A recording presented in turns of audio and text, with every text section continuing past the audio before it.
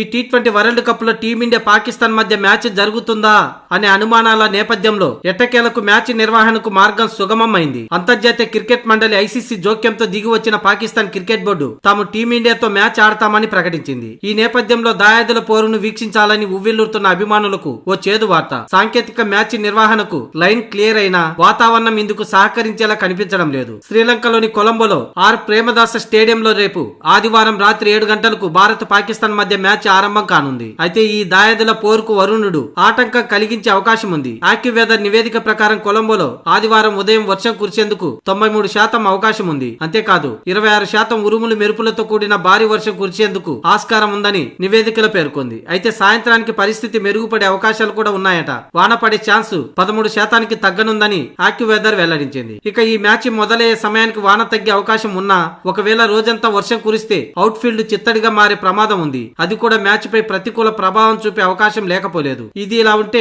T20 ప్రపంచ cup టోర్నీలో ఇప్పటి వరకు పాక్ తో 8 సార్లు ముఖాముఖిగా తలపడ్డ భారత్ 7-1తో ఆధిక్యంలో కొనసాగుతుంది. గ్రూప్ ఏ లో ఉన్న భారత్ పాకిస్తాన్ చెరో 2 విజయాలతో పాయింట్ల టేబుల్లో తొలి 2 స్థానాల్లో నిలిచాయి. దీంతో చెరో 4 పాయింట్లతో సమంగా ఉన్న నెట్ రన్ రేట్ పరంగా భారత్ పాకిస్తాన్ కంటే అత్యంత పటిష్ట స్థితిలో ఉంది. అయితే మ్యాచ్ టై అయిన వరుణుడు ఎటువంటి ఆటంకం కలిగించకుంటే పాకిస్తాన్ పై మ్యాచ్ గెలిచి మరో మ్యాచ్ మిగిలి ఉండగానే సూపర్ 8 లోకి అడుగు పెట్టాలని టీమిండియా భావిస్తుంది.